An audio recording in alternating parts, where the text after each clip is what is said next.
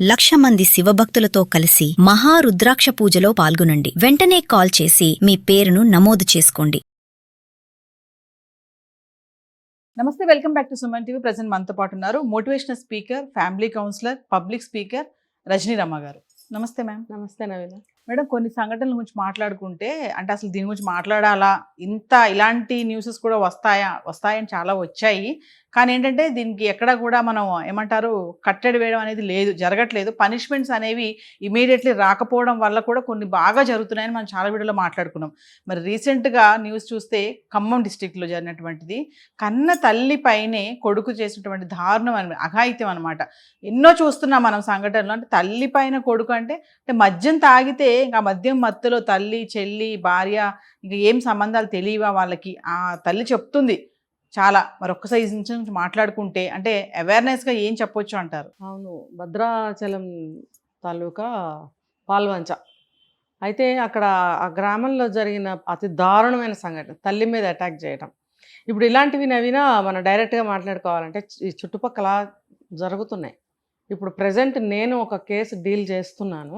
ఒక ఫ్యామిలీ తల్లిని రోజు కొడతాడు, బాగా రక్తాలు వచ్చేలా కొడతాడు, ఇంట్లోంచి వెళ్ళగొడతాడు. వెళ్ళిపోతే మళ్ళీ పిలిచి నాకు భోజనం ఎవరు పెడతారో రా అంటాడు.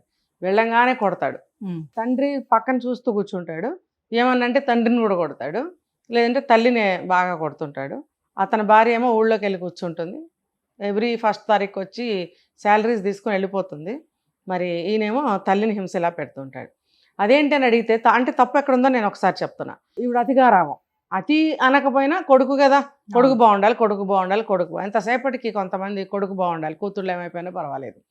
ఈ ఎఫెక్ట్ అంతా కూతురు మీద పడుతుంది. అక్కడ ఆ కూతురింటికి వచ్చేయడం, కూతురింటి దగ్గర గొడవ పెట్టడం, కూతురు భర్త కూడా పాపం అమ్మాయిని అప్పుడప్పుడు బాధ పెడుతూ ఉంటాడు. ఈవిడి కాపురమే అంతంత మాత్రంగా ఉంటే మీరందరూ వచ్చి ఇక్కడ గొడవ పెడితే ఈవిడి కాపురం ఏమవుతుంది, అసలు మీ ఫ్యామిలీ ఏమవుతుంది మీరు చూసుకోవాలి. ఇదంతా పక్కన పెడితే కొడుకు ఏమైపోతాడు, కొడుకు ఉద్యోగం ఏమైపోతుంది, కేసు పెట్టండి అని అంటే అమ్మవాడు ఏమైపోతాడు, వాడు ఉద్యోగం పోతుంది. మరి రోజు దెబ్బలు తిని కూతురింటికి రావటం బాగుందా అని నేను అడుగుతాను.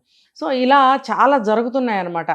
దానికి ఒక ఎండ్ అనేది తీసుకోలేకపోతున్నారు, తెగించలేకపోతున్నారు. పంచాయతీ పెట్టి నలుగురితో గట్టిగా మాట్లాడించడమా, పోలీస్ కేసు పెట్టడమా, తల్లిదండ్రులుగా వీళ్లే కొంచెం గట్టిగా మాట్లాడటమా, ఇవేమీ లేవు. ఆస్తిపాస్తులన్నీ లాక్కుని రోజు కొట్టడం, ఇది ఎక్కడ దారుణం, ఇది ఎంత అన్యాయం. ఇప్పుడు ఈ తల్లిని చూసుకుంటే పాల్వంచలో ఏకంగా రేప్ చేయబోతున్నాడు. అంటే ఏంటంటే భోజేషు మాత తల్లి అన్నం పెట్టి కన్న తల్లి 9 మాసాలు మోసి కని పాలిచ్చి ముడిగడిగి మూతి కడిగి నీకు కడుపు చూసి ఇంతవాడిని చేసి నువ్వు చదువుకుంటానంటే చదివించి, చదువుకోకపోయినా నీకు గారాబం చేసి ముద్దు చేసి నిన్ను ఎంతో ప్రేమగా చూసుకుంటున్న తల్లి మీద నువ్వు రేప్ చేయడానికి దిగజారేవంటే ఆవిడ నీకు అవసరాలు తీర్చే ఒక సాధనంలాగా మాత్రమే నీకు కనిపిస్తుంది అని నిరూపణ అవుతుంది. ఇక్కడ తల్లి అనే భావన ఎక్కడన్నా కనపడుతుందా అతనికి?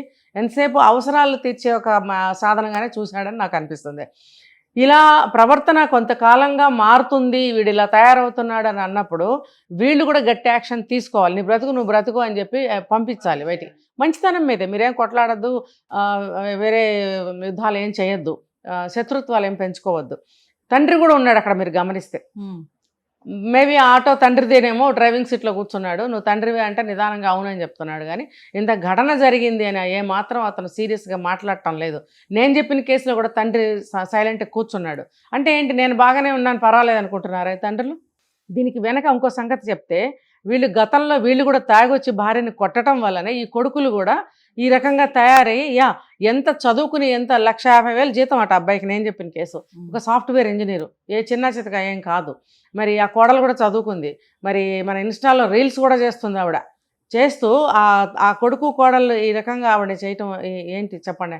ఎంత అమానుషం అనాలా, దారుణం అనాలా, హింస అనాలా, ఏ పేరు పెట్టాలి? ఏ పేరు పెట్టినా దీనికి సరిపోదు. ఏంటనంటే ఆ తండ్రి ఏం చేశాడో చూస్తూ పెరిగాడు కాబట్టి పెద్ద అయ్యాక వాడు కూడా పని చేస్తున్నాడు. బ్యాక్గ్రౌండ్ కూడా కొంత కారణం అవుతుంది దీనికి. తర్వాత ఈ బ్యాక్గ్రౌండ్ ఎటువంటిదైనా సరే ఒక మనిషి అనేవాడు తల్లిని తల్లిగానే చూస్తున్నాడు అసలు సమాజంలో. అటువంటి పరిస్థితుల్లో వీడు ఇలా ప్రవర్తించడం అనేది ఒక సపరేట్ కేసు అనమాట. వీడిని ఏం చేయాలి? ఆ తల్లి ఏం చెప్తుంది, నేను యాసిడ్ పోసి చంపేస్తాను, పెట్రోల్ పోసి చంపేస్తాను, మీరు కానీ ఏమైనా చేయకపోతే, వాడు బతుకుంటే నేను బతికుండను అని అంటున్నప్పుడు అది నిజం అనిపిస్తుంది. ఇప్పుడు నేను ప్రతి వీడియోలో చెప్తాను నవీన, పిల్లల్ని కన్నాము పెంచాము అని అంటే అది మనకి ఉపయోగపడాలి, తనకి తాను ఉపయోగపడాలి, సొసైటీకి కూడా ఒక మంచి సిటిజన్ని మనం అందించగలిగినప్పుడే పిల్లల్ని కనండి. కన్న తర్వాత ఆ రకంగా పెంచండి అని నేను మొత్తుకుంటున్నా ప్రతిసారి. అంటే అది ఇప్పుడు మనం ఈ మధ్య స్టార్ట్ చేసాం అనుకుందాం. ఇది ఆవిడ ఒక 25 ఏళ్ల నుంచి అతనితో పడుతుంది అని అనుకుంటే పుట్టిన దగ్గర నుంచి, మరి ఆవిడ ఎటువంటి పెంపకం పెంచి ఉండాలి అర్థం చేసుకోండి. ఇది ఒక ఉదాహరణ ఇప్పుడున్న తల్లులందరికీ కూడా. మన స్థాయి ఎటువంటిదైనా, ఉన్నవాళ్ళమైనా లేని వాళ్ళమైనా సరే, తల్లి అనేది, తండ్రి అనేవాడు ఎలా పెంచాలి, పిల్లల ముందు ఎలా ఉండాలి అనేది చెప్పకనే చెప్తున్నట్టుంది కదా, మనకు తెలుస్తుంది కదా. మరి ఇప్పుడు తెలుసుకోవాలి తల్లిదండ్రులు పిల్లల ముందు ఎలా ఉండాలి. ఇంకా ఇది పక్కన పెడితే ఎంతసేపు తల్లిదండ్రులనే అంటారా, ఇప్పుడు ఒక ఆడపిల్లకి ఏమైనా అయిందంటే ఆడపిల్లనే అంటారా అని అంటే ఫస్ట్ ఆఫ్ ఆల్ మనం ఇది చెప్పుకుంటాం.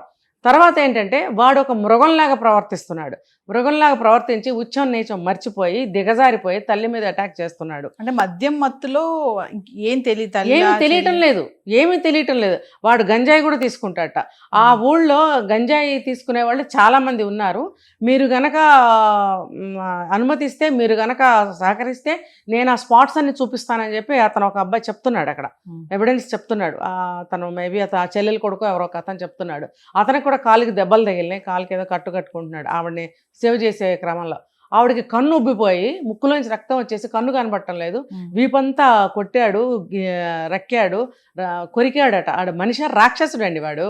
రాక్షసుడిని ఇప్పుడు ఉన్నారు మన పురాణాల్లో కూడా రాక్షసులు ఉన్నారు. రాక్షసుల్ని కన్నది కూడా ఒక స్త్రీమూర్తే, ఒక మంచి స్త్రీమూర్తి, రాక్షసాంశలో పుట్టిన వాళ్ళు ఉంటారు. అట్లాంటి వాళ్ళు ఇలా ప్రవర్తిస్తారనమాట. ఇప్పుడు పుట్టినప్పుడు ఏ తల్లి అయినా సరే చెడ్డగా పెంచదు, కాకపోతే గారాబం పెరిగి పెరిగి పెరిగి వాడు ఇలా తయారవుతాడు. దీనికి సొసైటీ కూడా కొంత కారణం. ఇప్పుడు మనం ఎన్ని వింగ్స్లోకి మనం వెళ్ళాలంటే అవన్నిట్లోకి వెళ్ళినందువల్ల ప్రయోజనం ఏంటి అని అనుకుంటే నేనేం చెప్తాను అంటే ప్రయోజనం ఉండాలి అంటాను నేను. ఇప్పుడు ఒక ప్రభుత్వాన్ని తీసుకున్నా, ఒక సొసైటీని తీసుకున్నా, ఒక కుటుంబాన్ని తీసుకున్నా, ఇవన్నీ కూడా ఒక మనిషి నాశనం అవడానికి ఖచ్చితంగా ఒక సోర్సెస్ అన్నమాట ఇవన్నీ కూడా. ఇప్పుడు మరి ఇన్ని షాపులు ఓపెన్ అవడానికి కారణం ఎవరు? ఇప్పుడు నేను వింటున్నాను మొన్న మధ్యకాలం తర్వాత కూడా ఎక్కువైపోయారు తాగేవాళ్ళు, షాపులు ఎక్కువైపోయినాయి, స్టూడెంట్స్ లేదు, టీనేజ్ పిల్లలు లేరు, అమ్మాయిలు లేరు, అబ్బాయిలు లేరు, సాఫ్ట్వేర్ లేరు, డాక్టర్లు లేరు, యాక్టర్లు లేరు, కూలి చేసుకునేవాళ్ళు ప్రతి ఒక్కరు ఆ షాపుల దగ్గర క్యూలు కడుతున్నారు. ఆ క్యూ రోడ్డు మీద దాకా క్యూ. ఎంత ఆశ్చర్యకరంగా ఉందంటే నాకు, అంటే మన సమాజాన్ని, మన రాష్ట్రాన్ని, మన ప్రభుత్వాన్ని, మన కుటుంబాన్ని, మన సొసైటీని మన చేతులతో మనమే సర్వనాశనం చేస్తున్నాము. మరి దేనికోసం అది ఆలోచించాలి కదా. అవి మూసేస్తేనో లేకపోతే లైసెన్స్ ఉన్న వాళ్ళకి ఇవ్వటమో ఏదో ఒకటి చేసుకోవాలి వాళ్ళు. దీని గురించి నేను అంత డీప్గా నేను మాట్లాడలేను. వాళ్ళు ఏదన్నా ఒక కంట్రోల్ అనేది చేసినట్టయితే ఇలాంటి ఘటనలు తగ్గుతాయి. తల్లి మీద అఘాయిత్యం ఏంటండి? తల్లి మీద ఇప్పుడు తండ్రులు కూతుళ్ళ మీద చేస్తున్నారు అంటే ఒక కూతురికి ఒక తల్లికి కూడా ఇంట్లో స్వేచ్ఛ లేదు, ఇంట్లో రక్షణ లేదు.